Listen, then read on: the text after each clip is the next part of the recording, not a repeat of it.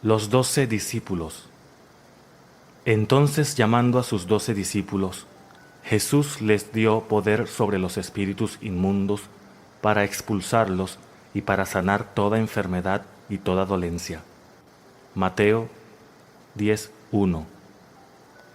Los 12 discípulos representan las 12 cualidades de la mente que pueden ser controladas y disciplinadas por el ser humano. Si son disciplinadas, obedecerán en todo momento las órdenes de quien las ha disciplinado. Estas 12 cualidades en el ser humano son potenciales de todas las mentes.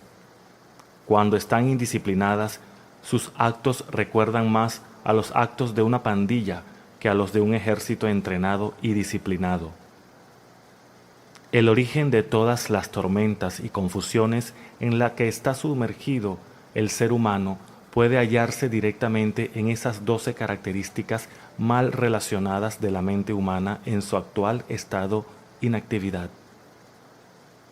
Hasta que sean despertadas y disciplinadas, permitirán que cada rumor y cada emoción sensual les afecten. Cuando las 12 están disciplinadas y se tiene un control sobre el que ejerce este control, les dirá: a partir de ahora no os llamaré esclavas, sino amigas. Juan 15:15.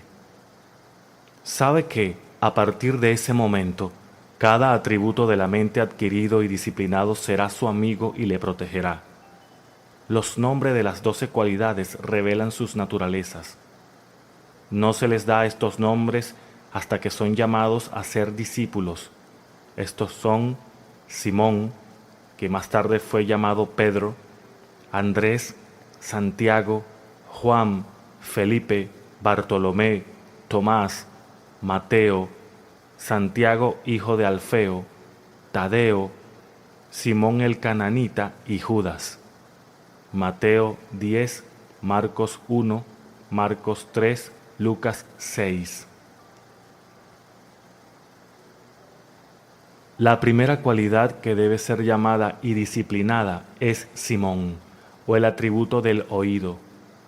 Esta facultad, cuando es elevada al nivel de un discípulo, permite que solo lleguen a la conciencia aquellas impresiones que el oído le ha ordenado que deje entrar. No importa lo que la sabiduría de la persona pueda sugerir o la evidencia de sus sentidos pueda transmitir.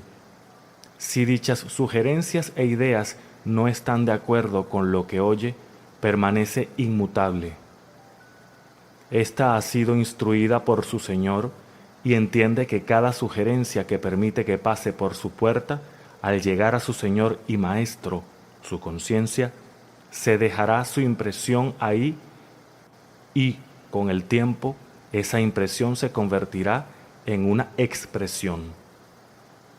La instrucción a Simón es que debería permitir únicamente la entrada de visitantes dignos y honorables a la casa, la conciencia de su Señor.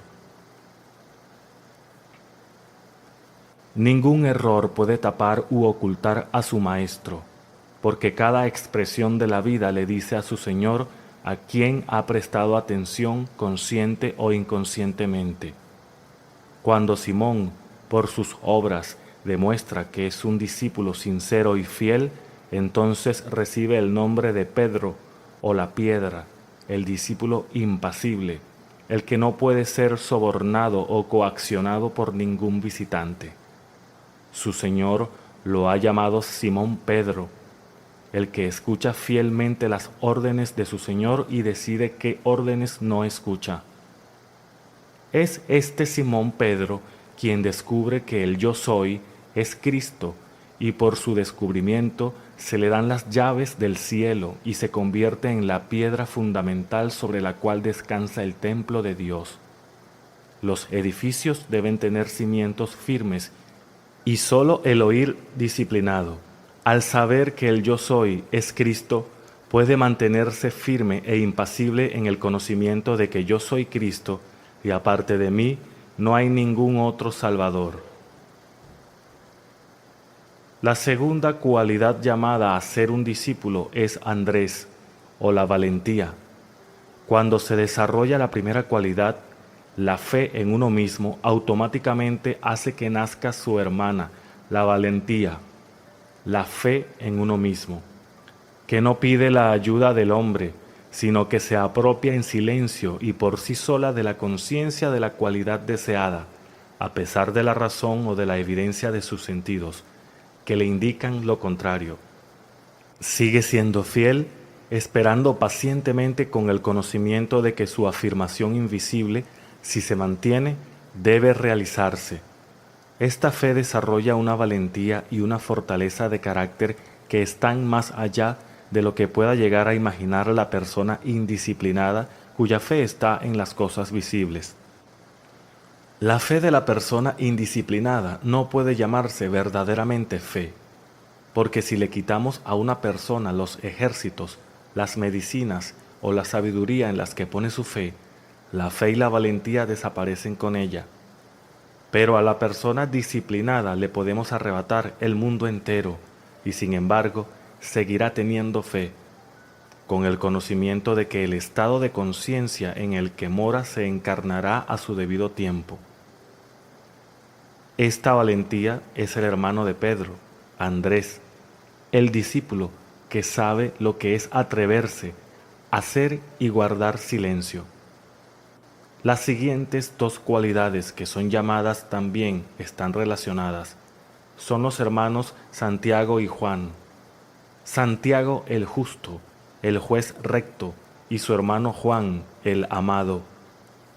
Para que la justicia sea sabia, debe ser administrada con amor, poniendo siempre la otra mejilla y respondiendo en todo momento al mal con el bien, al odio con amor, a la violencia con no violencia. Cuando el discípulo Santiago, símbolo de un juicio disciplinado, es elevado al alto cargo de juez supremo, se le debe poner una venda en los ojos para que no sea influido por la carne y no juzgue por las apariencias. El juicio disciplinado es administrado por alguien que no está influido por las apariencias. El que llamó a estos hermanos a ser sus discípulos se mantiene fiel a su orden de oír únicamente aquello que le han ordenado oír, es decir, el bien. La persona que tiene la cualidad de una mente disciplinada es incapaz de oír y aceptar como cierta cualquier cosa, sobre ella o sobre otra persona, que al oírla no llene su corazón con amor. Estos dos discípulos o aspectos de la mente son uno e inseparables cuando son despertados. Alguien tan disciplinado perdona a todas las personas por ser como son, puesto que es un juez sabio, sabe que cada persona expresa a la perfección aquello que, como ser humano, es consciente de ser. Sabe que sobre los cimientos inmutables de la conciencia descansan todas las manifestaciones y que los cambios de expresión pueden producirse únicamente mediante un cambio en la conciencia. Sin condena ni críticas, estas cualidades disciplinadas de la mente permiten que todo el mundo sea como es. No obstante, aunque permite que todas las personas tengan esta libertad de escoger, siempre están vigilantes para ver qué predican y hagan, puras sí mismas y para los demás, solamente aquellas cosas que, cuando son expresadas, glorifican, dignifican y dan alegría a quien las expresa. La quinta cualidad llamada a ser un discípulo es Felipe. Este pidió que le mostraran al Padre. La persona despierta sabe que el Padre es el estado de conciencia en el que habita el ser humano y que ese estado o Padre solo puede verse cuando es expresado. Sabe que está hecha a la perfecta imagen o semejanza de esa conciencia con la que se identifica. De modo que declara: nadie ha visto jamás a mi Padre, pero yo, el Hijo, que moro en su seno, lo he revelado. Juan 1:18. Por lo tanto, cuando me veis a mí, el Hijo, veis a mi Padre, porque he venido para dar fe de mi Padre. Juan 14:7. Jesús le dijo: tanto tiempo he estado con vosotros ¿y todavía no me conoces, Felipe? El que me ha visto a mí, ha visto al Padre. ¿Cómo dices tú, muéstranos al Padre? ¿No crees que yo estoy en el Padre y el Padre en mí? Las palabras que yo os digo no las hablo por mi propia cuenta, sino que el Padre que mora en mí es el que hace las obras. Creedme que yo estoy en el Padre y el Padre en mí, y si no, creed por las obras mismas. Juan 14, 9, 11. Mi Padre y yo, la conciencia y su expresión, Dios y el hombre, son uno. Este aspecto de la mente, cuando se disciplina, persiste hasta que las ideas, las ambiciones y los deseos se convierten en realidades encarnadas. Esta es la cualidad que afirma, pero en mi carne veré a Dios. Job 19:26. Sabe cómo convertir la palabra en carne. Juan 1:14. Cómo dar forma a lo informe. El sexto discípulo se llama Bartolomé. Esta cualidad es la facultad imaginativa, una cualidad de la mente que cuando está despierta te diferencia de las masas. Una imaginación despierta coloca al que ha despertado por encima de la persona media, dándole la apariencia de un rayo de luz en un mundo de oscuridad. Ninguna cualidad separa tanto a una persona de otra como la imaginación disciplinada. Es como separar el trigo de la paja. Los que más han aportado a la sociedad son nuestros artistas, científicos, inventores y otras personas con una imaginación vivida. Si hicieran un estudio para determinar por qué muchos hombres y mujeres fracasan en los años posteriores a la universidad mientras que otros triunfan, encontraríamos que la imaginación había jugado un papel importante. Un estudio de ese tipo mostraría que es la imaginación o la falta de ella la que hace que una persona sea un líder o un segundón. En lugar de desarrollar la imaginación del ser humano, nuestro sistema educativo a menudo la sofoca al intentar introducir en la mente de la persona la sabiduría que busca. La obliga a memorizar una serie de libros de texto que, con demasiada rapidez, son refutados por libros posteriores. La educación no se consigue introduciendo algo en una persona. Su propósito es extraer de la persona la sabiduría que está latente en ella. Espero, lector, que conviertas a Bartolomé en tu discípulo, porque únicamente cuando esta cualidad sea elevada a la categoría de discípulo, tendrás la capacidad de concebir ideas que te elevarán más allá de las limitaciones del hombre. El séptimo se llama Tomás. Esta cualidad disciplinada duda o niega cada rumor o sugerencia que no está en armonía con lo que se le ha ordenado a Simón Pedro que deje entrar.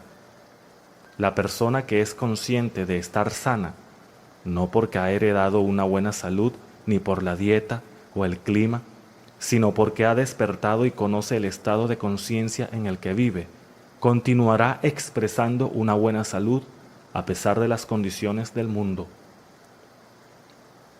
Podría enterarse a través de la prensa, la radio y los sabios del mundo que una plaga está arrasando la tierra y, sin embargo, seguiría impasible y no se dejaría impresionar. Tomás, el que duda, si está disciplinado, negará que la enfermedad o cualquier otra cosa que no esté en sintonía con la conciencia a la que pertenece tenga algún poder para afectarlo. Es la cualidad de la negación. Cuando está disciplinada, evita que la persona reciba impresiones que no están en armonía con su naturaleza. Adopta una actitud de indiferencia absoluta a todas las sugestiones que son ajenas a aquello que desea expresar. La negación disciplinada no es una lucha, sino indiferencia absoluta. Mateo, el octavo, es el don de Dios. Esta cualidad de la mente revela que los deseos del hombre son regalos de Dios. La persona que ha llamado a este discípulo a la existencia sabe que todos los deseos de su corazón son un regalo del cielo y que contienen el poder y el plan para su expresión. Una persona así jamás cuestiona la forma en que se expresará. Sabe que el plan de la expresión nunca le es revelado al hombre porque no se pueden averiguar las formas de actuar de Dios. Romanos 11:33. Acepta completamente sus deseos como regalos que ya ha recibido y sigue su camino en paz, confiando en que aparecerán. El noveno discípulo se llama Santiago, hijo de Alfeo. Esta es la cualidad del discernimiento. Una mente clara y ordenada es la voz que llama a este discípulo a la existencia. Esta facultad percibe aquello que no ha sido revelado para el ojo humano. Este discípulo no juzga por las apariencias, porque tiene la capacidad de funcionar en la esfera de las causas. Por lo tanto, jamás se deja engañar por las apariencias. La clarividencia es la facultad que se despierta cuando esta cualidad está desarrollada y disciplinada. No la clarividencia de las sesiones de espiritismo de los médiums, sino la auténtica clarividencia o capacidad de ver claramente de los místicos. Es decir, este aspecto de la mente tiene la capacidad de interpretar lo que se ve. El discernimiento o la capacidad de diagnosticar es la cualidad de Santiago, hijo de Alfeo. Tadeo, el 10º, es el discípulo de la alabanza, una cualidad de la que carece por completo la persona indisciplinada. Cuando esta cualidad de la alabanza y el dar las gracias está despierta dentro de la persona, ésta se pasea con las palabras «Gracias, Padre» en los labios. Sabe que su gratitud por las cosas no vistas abre las ventanas del cielo y permite que se viertan sobre él regalos que van más allá de su capacidad de recibir. La persona que no se siente agradecida por las cosas recibidas probablemente no recibirá muchos regalos de la misma fuente. Hasta que esta cualidad de la mente esté disciplinada, el ser humano no verá al desierto florecer como una rosa. La alabanza y la gratitud son a los regalos invisibles de Dios, los deseos que uno tiene, lo que la lluvia y el sol a las semillas invisibles que están en el seno de la tierra. La 11ª cualidad es Simón de Cana. Una frase clave para este discípulo es oír buenas noticias. Simón de Cana, o Simón de la tierra de la leche y la miel, cuando es llamado a ser discípulo, es la prueba de que alguien que posee esta facultad es consciente de la abundancia de la vida. Puede decir con el salmista David: «Me preparas una mesa en presencia de mis enemigos, perfumas con ungüento mi cabeza y me llenas la copa a rebosar».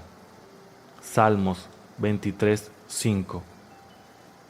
Este aspecto disciplinado de la mente es incapaz de oír nada que no sean buenas noticias y por lo tanto está bien cualificada para predicar el Evangelio o el buen hechizo.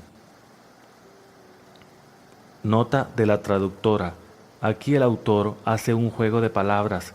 Evangelio en inglés es gospel y buen hechizo es good spell.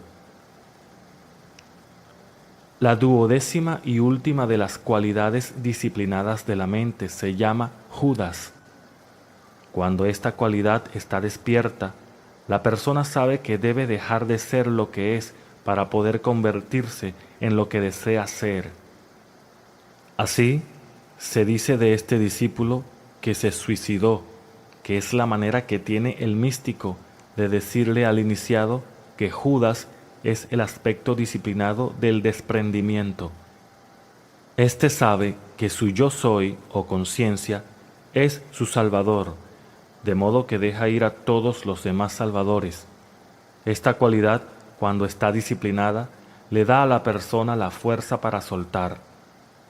La persona que ha llamado a Judas a la existencia ha aprendido a alejar su atención de los problemas o las limitaciones y a ponerla en aquello que es la solución o el Salvador. El que no nace de nuevo no puede entrar en el reino de los cielos. Juan 3:3. Nadie tiene mayor amor que el que da la vida por un amigo. Juan 15:13. Cuando la persona se da cuenta de que la cualidad deseada, si se realiza, le salvará y será su amiga, renuncia de buena gana a su vida, su concepto actual de sí misma, por su amiga, apartando su conciencia de aquello que es consciente de ser y adoptando la conciencia de aquello que desea ser. Cuando el hombre despierte de su estado indisciplinado, Judas, un discípulo al que el mundo en su ignorancia ha desacreditado, será colocado en un lugar elevado, porque Dios es amor y nadie tiene mayor amor que éste, que dejar su vida por un amigo. La persona no se convertirá en aquello que desea ser hasta que abandone eso que ahora es consciente de ser. Y Judas es el que consigue esto a través del suicidio o el desprendimiento. Estas son las 12 cualidades que le fueron dadas al hombre en la creación del mundo. El deber ser humano es elevarlas al nivel de discípulas. Cuando logre esto, dirá: he acabado la obra que me encomendaste y te he glorificado en la tierra. Ahora, Padre, glorifícame tú junto a ti con la gloria que tenía contigo antes de existir el mundo.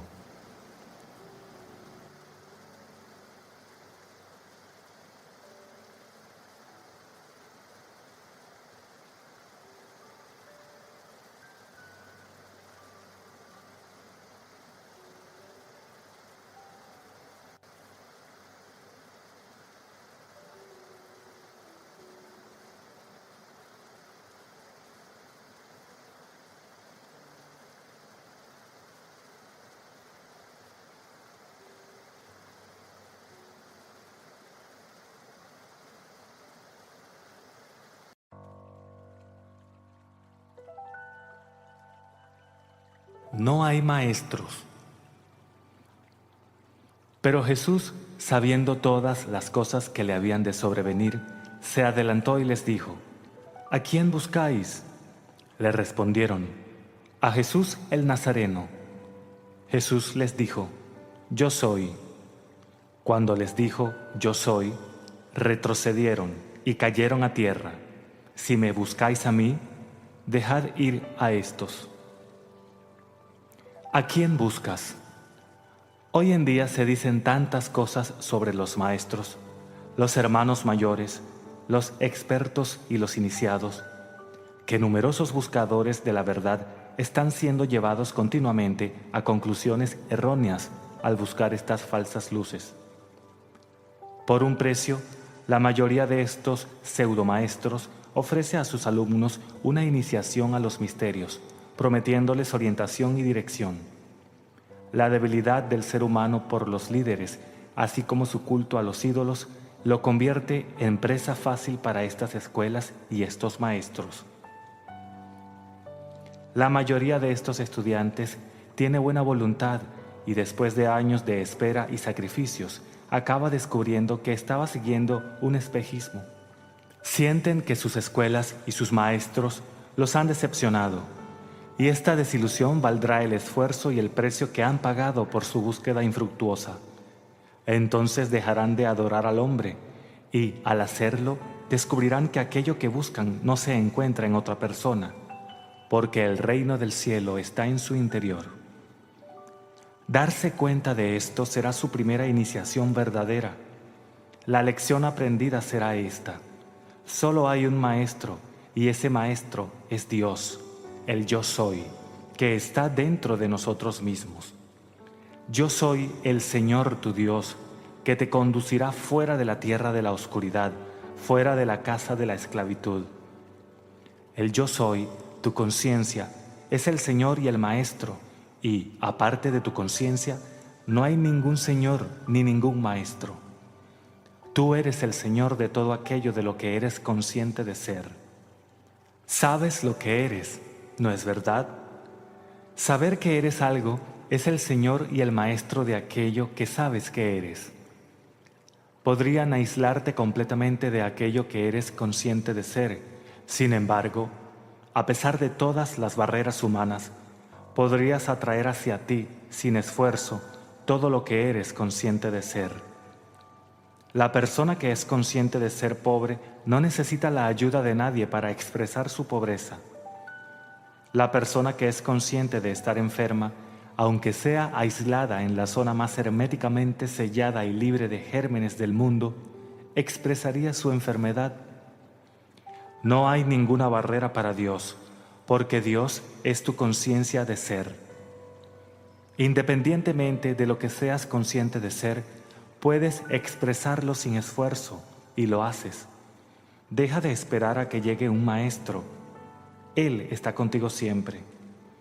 Yo estoy contigo siempre, incluso hasta el fin del mundo. De vez en cuando sabrás que eres muchas cosas, pero no necesitas ser nada para saber que lo eres.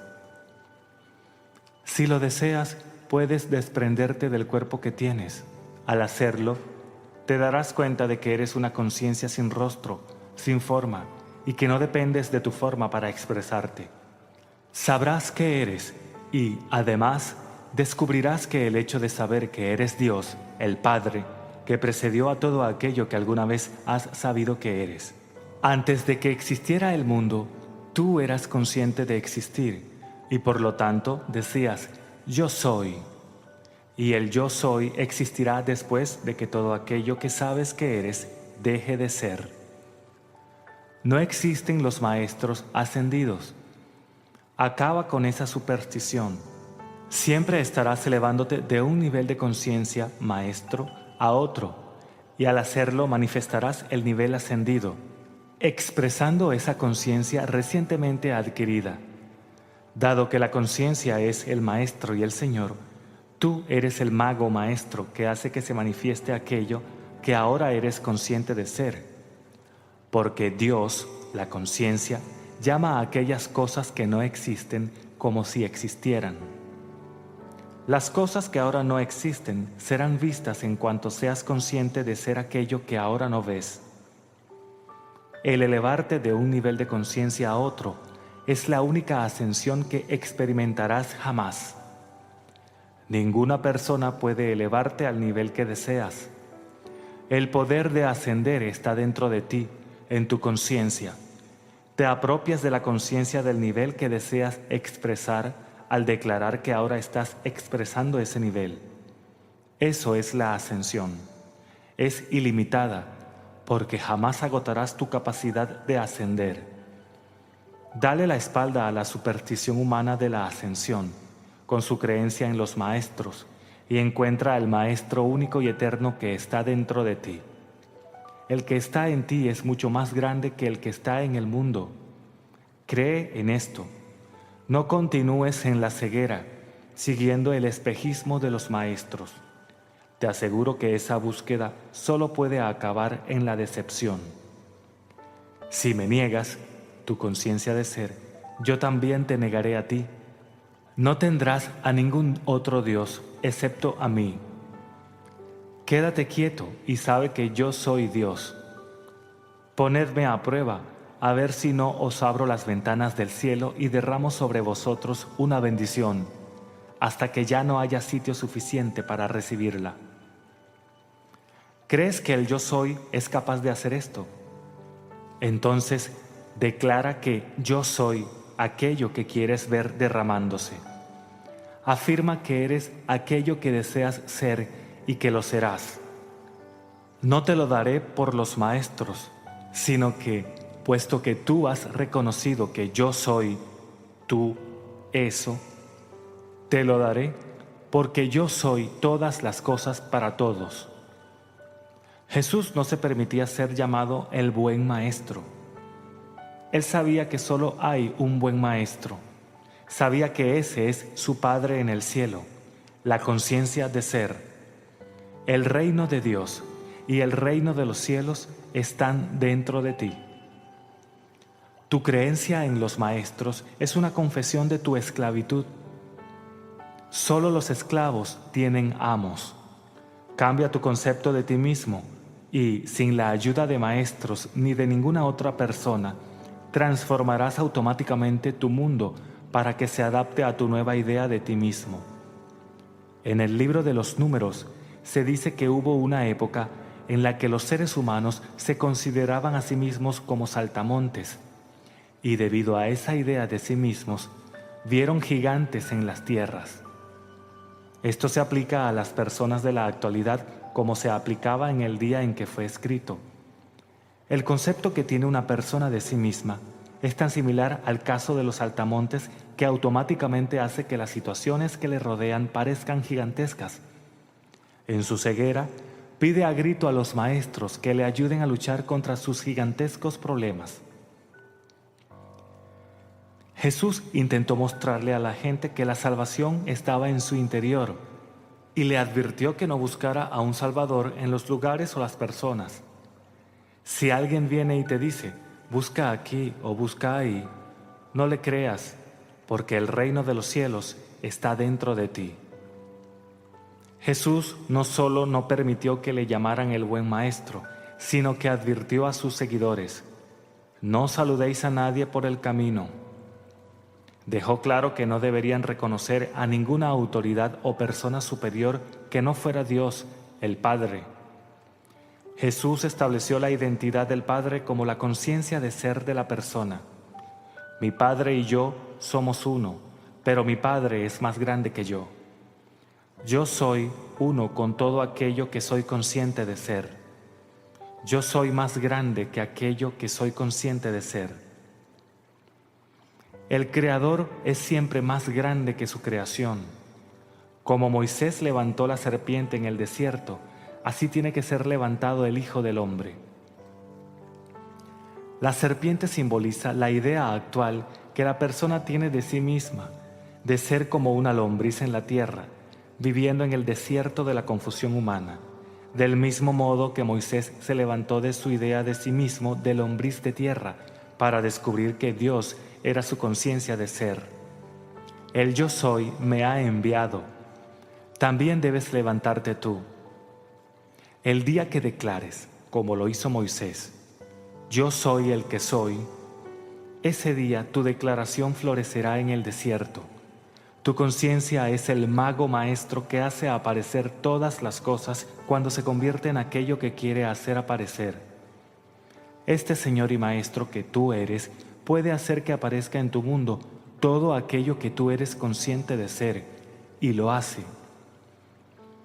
Ninguna persona, manifestación, viene a mí si no es atraída por mi Padre, y mi Padre y yo somos uno. Tú estás continuamente atrayendo hacia ti aquello que eres consciente de ser. Cambia tu idea de ti mismo. Haz que deje de ser la de un esclavo para convertirse en la idea de Cristo. No debes avergonzarte de afirmar esto. Solamente cuando afirmes, yo soy Cristo, podrás hacer todas las obras de Cristo.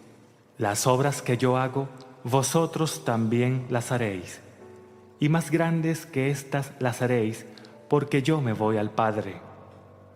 Él se hizo igual a Dios y no consideró ninguna usurpación realizar las obras de Dios. Jesús sabía que cualquier persona que se atreviera a declarar que es Cristo tendría automáticamente la capacidad de expresar las obras de su idea de Cristo. Jesús sabía también que el uso exclusivo de este principio de expresión no le había sido dado solo a él. Se refería constantemente a su Padre en el cielo. Afirmaba que sus obras no solo serían equivalentes, sino que serían superadas por la persona que se atreviera a concebir que era más grande que él, Jesús, que la idea que él tenía de sí mismo. Al afirmar que él y su Padre eran uno, pero que su Padre era más grande que él, Jesús revelaba que su conciencia, Padre, era una con aquello que él era consciente de ser. Descubrió que, como Padre o conciencia, Él era más grande que aquello que Él, como Jesús, era consciente de ser. Tú y tu idea de ti mismo sois uno. Tú eres y siempre serás más grande que cualquier idea que puedas llegar a tener dentro de ti mismo. El hombre no consigue hacer las obras de Jesucristo porque intenta realizarlas desde su nivel de conciencia actual. Jamás trascenderás tus logros actuales a través del sacrificio y el esfuerzo. Tu actual nivel de conciencia solo será trascendido cuando dejes el estado actual y te eleves a un nivel superior. Te elevas a un nivel de conciencia superior alejando tu atención de tus limitaciones actuales y colocándola en aquello que deseas ser. No intentes esto soñando despierto o haciéndote ilusiones, sino de una forma positiva. Afirma que eres la cosa deseada. Yo soy eso. Nada de sacrificios, nada de dietas, nada de trucos humanos. Lo único que se te pide es que aceptes tu deseo. Si te atreves a declararlo, lo expresarás. Medita sobre esto. No me regocijo en los sacrificios de los hombres, ni con la fuerza ni con el poder, sino con mi espíritu. Pedid y recibiréis. Venid a comer y beber sin precio. La creación está terminada. Lo único que necesitas hacer para dejar que estas cualidades se expresen es afirmar: yo soy eso. Declara que eres aquello que deseas ser y lo serás. Las expresiones siguen a las impresiones, no las preceden. La prueba de que lo eres seguirá a la afirmación de que lo eres, no la precederá. Dejadlo todo y seguidme es una invitación doble para ti. Primero te invita a alejarte completamente de todos los problemas y luego te insta a que sigas caminando en la afirmación de que tú eres aquello que deseas ser. No seas como la esposa de Lot, que mira atrás y se convierte en una estatua de sal o es conservada en el pasado que está muerto. Debes ser como un Lot que no mira atrás, sino que mantiene la vista enfocada en la tierra prometida, en la cosa deseada. Haz esto y sabrás que has encontrado al maestro, al mago maestro, que hace que lo invisible se vuelva visible, mediante la orden de yo soy eso.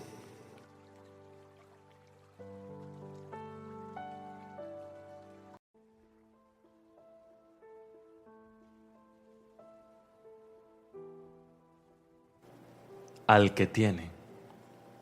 Por tanto, tened cuidado de cómo oís, porque al que tiene, más le será dado, y al que no tiene, aun lo que cree que tiene, se le quitará.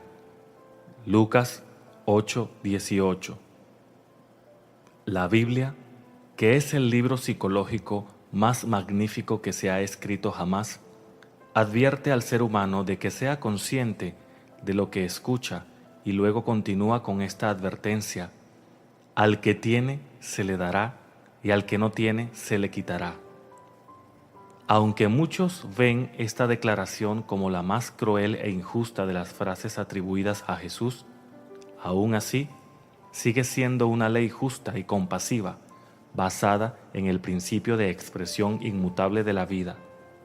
La ignorancia de la persona sobre el funcionamiento de la ley no la excusa ni le salva de sus resultados. La ley es impersonal y por lo tanto no hace diferencias entre las personas. Hechos 10:34, Romanos 2:11. Se le advierte al hombre que sea selectivo en aquello que escucha y acepta como verdad.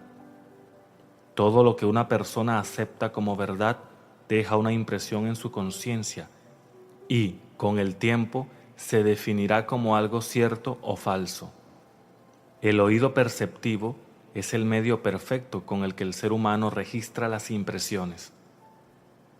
La persona debe disciplinarse para oír únicamente lo que quiere oír, independientemente de los rumores o la percepción de sus sentidos. Cuando acondicione su oído perceptivo, Solo reaccionará a las impresiones por las que se ha decidido. Esta ley nunca falla. Al estar completamente condicionada, la persona se vuelve incapaz de oír cualquier cosa que no sea aquello que contribuye a su deseo.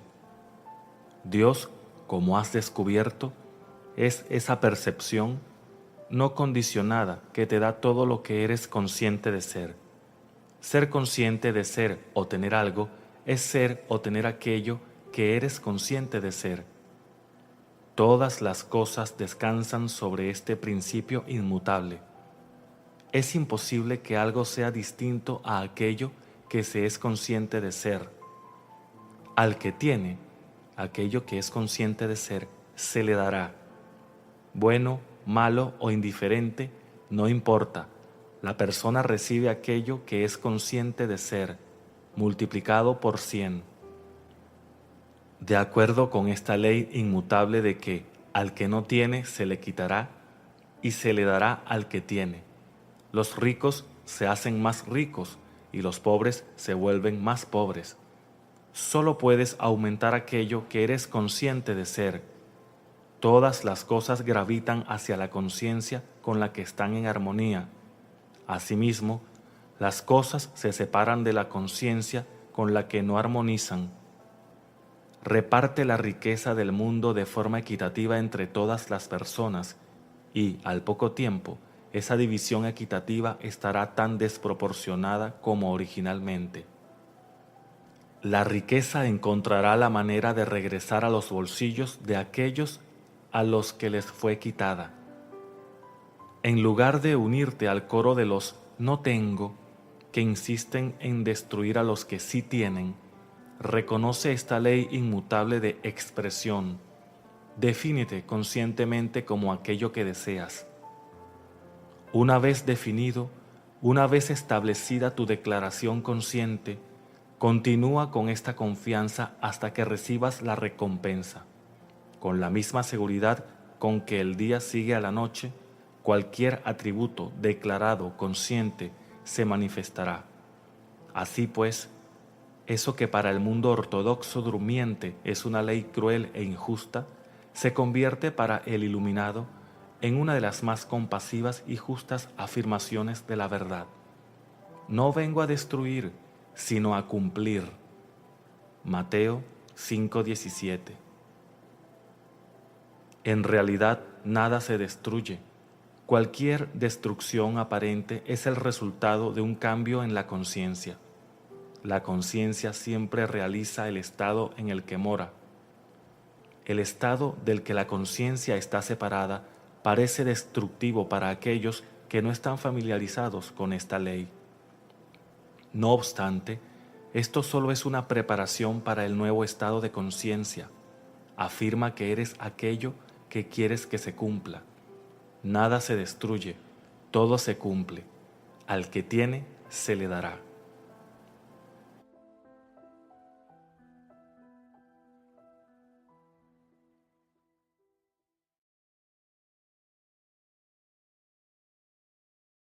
¿Cómo usar tu imaginación? Neville, 1955. ¿Cómo usar tu imaginación? El propósito de esta grabación es mostrarte cómo usar tu imaginación para lograr cada uno de tus deseos. La mayoría de las personas está totalmente inconsciente del poder creativo de la imaginación e invariablemente se inclinan ante los dictados de los hechos y aceptan la vida sobre la base del mundo exterior. Pero cuando tú descubres este poder creativo dentro de ti mismo, audazmente afirmarás la supremacía de la imaginación y pondrás todas las cosas en sujeción a ella. Cuando una persona habla de Dios en el hombre, es totalmente inconsciente de que este poder llamado Dios en el hombre es la imaginación del hombre. Este es el poder creativo en el hombre. No hay nada bajo el cielo que no sea tan plástico como la arcilla del alfarero para el toque del espíritu formativo de la imaginación. Una vez un hombre me dijo: «¿Sabes, Neville, me encanta oírte hablar sobre la imaginación. pero como yo lo hago, invariablemente toco el sillón con mis dedos y empujo mis pies en la alfombra solo para mantener mi sentido de la realidad y la profundidad de las cosas. Bueno, indudablemente, él está aún tocando el sillón con sus dedos y empujando sus pies en la alfombra. Bien, déjenme contarles de otra persona que no tocó con sus dedos y no empujó ese pie suyo sobre la plataforma del tranvía. Es la historia de una chica joven que acaba de cumplir los 17. Era víspera de Navidad y ella tenía el corazón triste, pues ese año había perdido a su padre en un accidente y regresaba a lo que parecía ser una casa vacía. No estaba preparada para hacer nada, así que se consiguió un trabajo de camarera. Esa noche era bastante tarde, víspera de Navidad. Estaba lloviendo. El coche estaba lleno de chicos y chicas riendo regresando a casa por sus vacaciones de Navidad, y ella no pudo contener las lágrimas. Afortunadamente para ella, como dije, estaba lloviendo, de modo que levantó su cara a los cielos para mezclar sus lágrimas con la lluvia, y entonces, agarrada a la barandilla del tranvía, esto es lo que ella dijo: «Esto no es lluvia. ¿Por qué?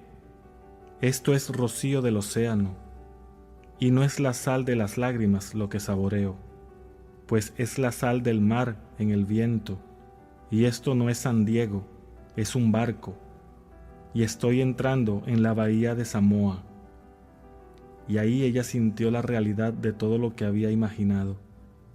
Entonces llegó el final del viaje y todos salieron. 10 días después, esta chica recibió una carta de una firma de Chicago diciendo que su tía, varios años antes, cuando navegó hacia Europa, les depositó $3,000 con instrucciones de que si ella no volvía a América, este dinero le debía ser pagado a su sobrina. Ellos acababan de recibir información de la muerte de la tía y estaban ahora actuando según sus instrucciones. Un mes después, esta chica zarpó para Samoa. Cuando entraba en la bahía era tarde esa noche y había sal del mar en el viento. No estaba lloviendo, pero había rocío en el aire, y sintió realmente lo que había sentido un mes antes, solo que esta vez ella había realizado su objetivo. Ahora, toda esta grabación es técnica. Yo quiero mostrarte hoy cómo poner tu maravillosa imaginación justo en la sensación de tu deseo cumplido y dejarla que permanezca ahí y caer dormido en ese estado. Y yo te prometo, por mi propia experiencia, que realizarás el estado en el que duermes. Si pudieras efectivamente sentirte justo en la situación de tu deseo cumplido y continuar en ella hasta que te quedes dormido. Cuando te sientas justo en ella, permanece ahí hasta que le des todos los matices de la realidad, hasta que le des toda la vivacidad sensorial de la realidad. Mientras lo haces, en ese estado, tranquilamente quédate dormido. Y de un modo que nunca sabrás, tú nunca podrías concebir conscientemente los medios que se emplearían. Te encontrarás moviéndote a través de una serie de acontecimientos que te llevan hacia la realización objetiva de este estado. Ahora, he aquí una técnica práctica. Lo primero que haces, debes saber exactamente qué quieres en este mundo. Cuando sepas exactamente qué quieres, haz una representación tan parecida a la vida como sea posible de lo que tú verías y de lo que tocarías y de lo que harías si estuvieras físicamente presente y físicamente moviéndote en tal estado. Por ejemplo, supón que yo quisiera una casa, pero no tuviera dinero, pero aún así yo sé lo que quiero. Yo, sin tomar nada en consideración, haría una representación tan parecida a la vida de la casa que me gustaría, con todas las cosas en ella que yo querría. Y entonces, esta noche, cuando me fuera a la cama, lo haría en un estado somnoliento adormecido, el estado que bordea el sueño. Imaginaría que efectivamente estoy en tal casa, que si saliera de la cama pisaría el suelo de esa casa. Si saliera de esta habitación, entraría en la habitación adyacente a mi habitación imaginada en esa casa. Y mientras estoy tocando el mobiliario y sintiendo que es sólidamente real, y mientras estoy pasando de una habitación a la otra en mi casa imaginaria, entraría en un profundo sueño en ese estado. Y yo sé que de un modo que conscientemente no podría concebir, realizaría mi casa. Lo he visto funcionar una y otra vez. Si yo quisiera promoción en mi negocio, me preguntaría a mí mismo, ¿qué responsabilidades adicionales serían las mías si se me dieran esta gran promoción? ¿Qué haría? ¿Qué diría? ¿Qué vería? ¿Qué actuaría? Y entonces, en mi imaginación comenzaría a ver y a tocar y a hacer y a actuar como yo exteriormente vería y tocaría y actuaría si yo estuviera en esa posición. Si yo ahora deseara el compañero de mi vida, si ahora fuera en busca de alguna maravillosa chica o algún maravilloso hombre, ¿qué me encontraría yo haciendo realmente que implicara que he alcanzado mi estado? Por ejemplo, supón ahora que yo fuera una señora. Una cosa que seguro que haría es que llevaría un anillo de boda. Tomaría mis manos imaginarias y sentiría el anillo que imaginaría que está ahí, y seguiría sintiéndolo y sintiéndolo hasta que me pareciera que es sólidamente real. Le daría toda la vivacidad sensorial que soy capaz de dar a algo, y mientras estoy sintiendo mi anillo imaginario, que implica que estoy casada, me dormiría. Esta historia se nos cuenta en el Cantar de los Cantares o el Cantar de Salomón. Se dice, de noche en mi cama le vi a quien mi alma amaba, le encontré a quien mi alma amaba, y no le dejaría ir hasta que le hubiera traído a casa de mi madre, justo a la alcoba de ella que me concibió. Si yo tomara este bello poema y lo pusiera en español moderno, en lenguaje práctico, sería esto. Mientras estoy sentado en mi silla, yo me sentiría justo en la situación de mi deseo cumplido, y habiéndome sentido en ese estado, no la dejaría ir.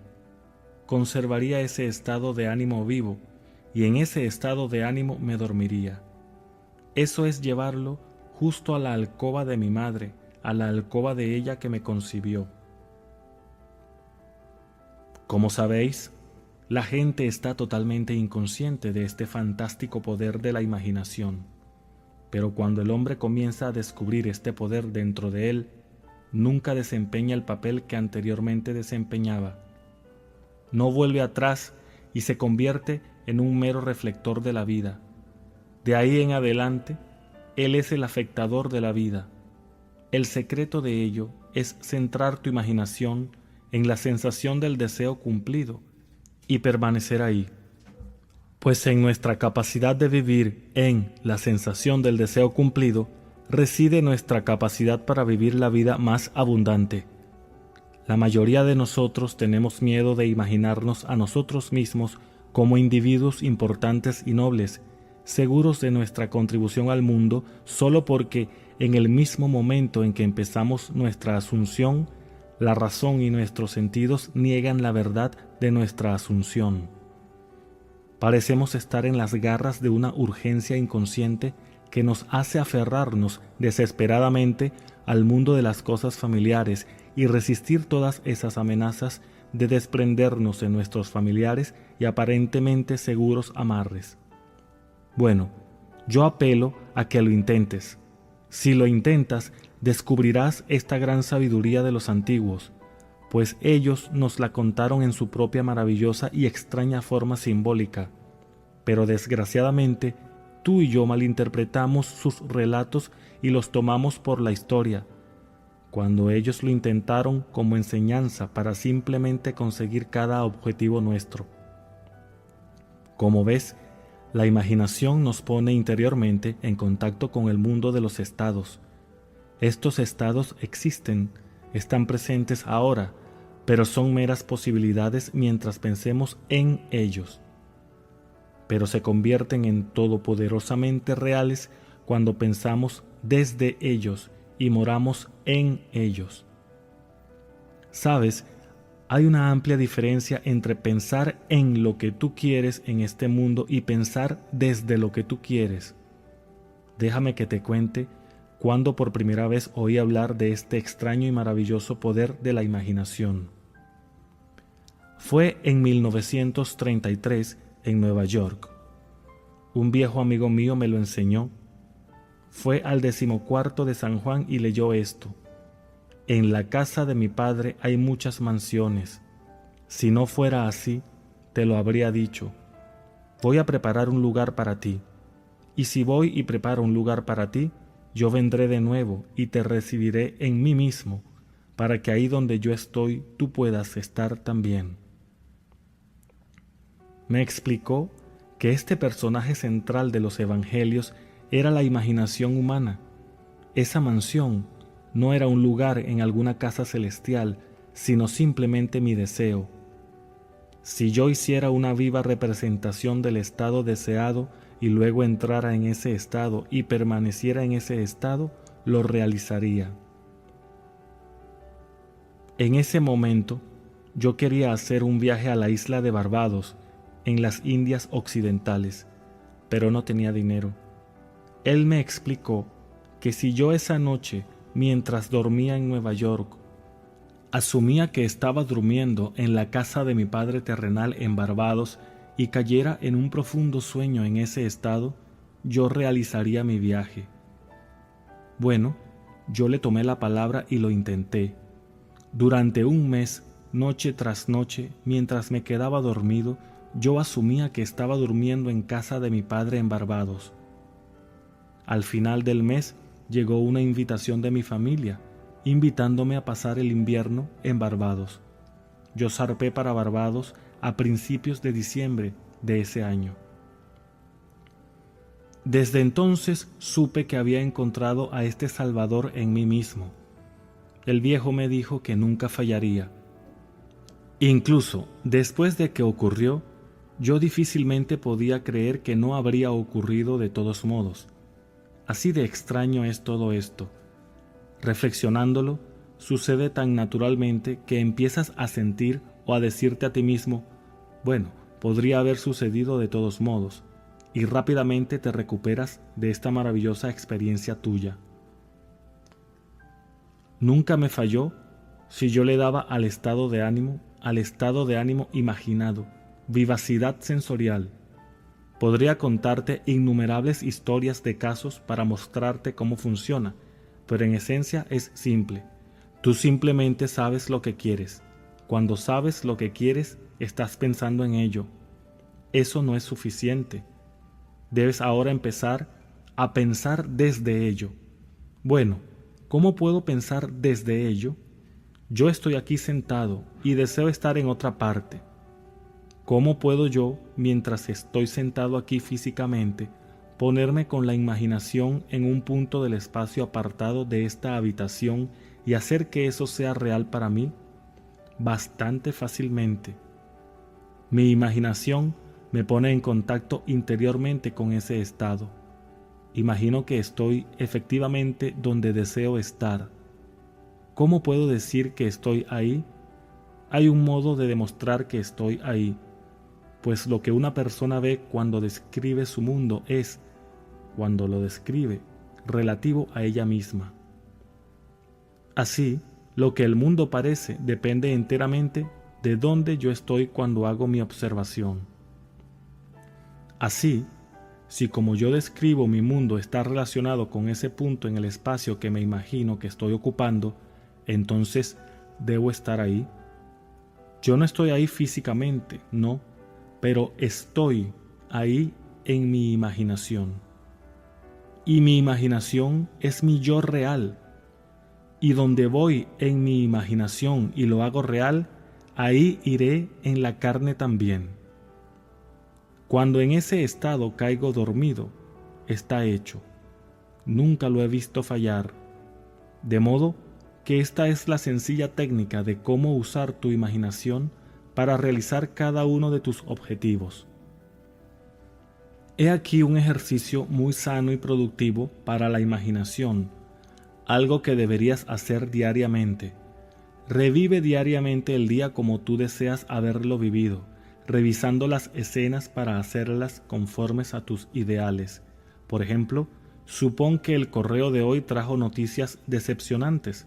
Revisa la carta, reescríbela mentalmente y hazla conforme a las noticias que tú deseas que hubieras recibido. O supón que no recibiste la carta que deseas que hubieras recibido. Escribe la carta tú mismo e imagina que recibiste tal carta. Déjame contarte una historia que tuvo lugar en Nueva York no hace mucho tiempo. Sentada en mi audiencia estaba esta señora que me había oído numerosas veces y yo estaba contando la historia de la revisión. Que el hombre, no conociendo el poder de la imaginación, se va a dormir al final de su día, cansado y agotado, aceptando como definitivos todos los acontecimientos del día. Y yo estaba intentando mostrar que el hombre debería, en ese momento antes de dormirse, reescribir el día entero y hacerlo conforme al día que deseaba haber experimentado. He aquí el modo en que una señora utilizó sabiamente esta ley de la revisión. Parece que hacía 2 años ella fue echada de casa de su nuera. Durante 2 años no hubo correspondencia. Había enviado a su nieto al menos 2 docenas de regalos en ese intervalo, pero ninguno fue nunca reconocido. Habiendo oído la historia de la revisión, esto fue lo que hizo. Cuando se retiró por la noche, mentalmente construyó 2 cartas. Una imaginó que venía de su nieto y la otra de su nuera. En esas cartas ellos expresaban un profundo afecto por ella y se preguntaban por qué no había llamado para verlos. Hizo esto durante 7 noches consecutivas, sosteniendo en su mano imaginaria la carta que ella imaginaba que había recibido y leyendo esas cartas una y otra vez hasta que se despertaba dentro de ella la satisfacción de haberlo oído. Entonces se dormía. Al 8º día recibió una carta de su nuera. Dentro había 2 cartas, una de su nieto y otra de la nuera. Prácticamente reproducían las cartas imaginarias que esta abuela se había escrito a ella misma 8 días antes. Este arte de la revisión puede ser utilizado en cualquier apartado de tu vida. Toma el tema de la salud. Supón que estuvieras enfermo. Trae ante tu ojo mental la imagen de un amigo. Pon en esa cara una expresión que implique que él o ella ve en ti lo que tú quieres que todo el mundo vea. Simplemente imagina que él te está diciendo que nunca te ha visto con mejor aspecto. Y tú respondes, nunca me he sentido mejor. Supón que te heriste en el pie. Entonces haz esto. Construye mentalmente un drama que implique que estás andando, que estás haciendo todo lo que harías si el pie estuviera normal, y hazlo una y otra vez hasta que tome los matices de la realidad. Siempre que haces en tu imaginación lo que te gustaría hacer en el mundo externo, eso harás en el mundo externo. El único requisito es despertar tu atención de un modo y con tal intensidad que te vuelvas completamente absorto en la acción revisada. Experimentarás una expansión y refinamiento de los sentidos con este ejercicio imaginativo y finalmente lograrás la visión en el mundo interior. La vida abundante que se nos prometió es nuestra para disfrutarla ahora. Pero hasta que tengamos el sentimiento del Creador como nuestra imaginación, no podemos experimentarla. La imaginación persistente, centrada en la sensación del deseo cumplido, es el secreto de todas las operaciones exitosas. Solo este es el medio de cumplir la intención. Cada etapa de progreso del hombre está hecha por el ejercicio voluntario consciente de la imaginación. Entonces comprenderás por qué todos los poetas han resaltado la importancia de la imaginación vívida, controlada. Escucha esto del gran William Blake. En tu propio seno llevas tu cielo y tierra, y todo lo que contemplas, aunque parece fuera, está dentro, en tu imaginación, de la cual este mundo de mortandad no es sino una sombra. Inténtalo, y tú también comprobarás que tu imaginación es el creador.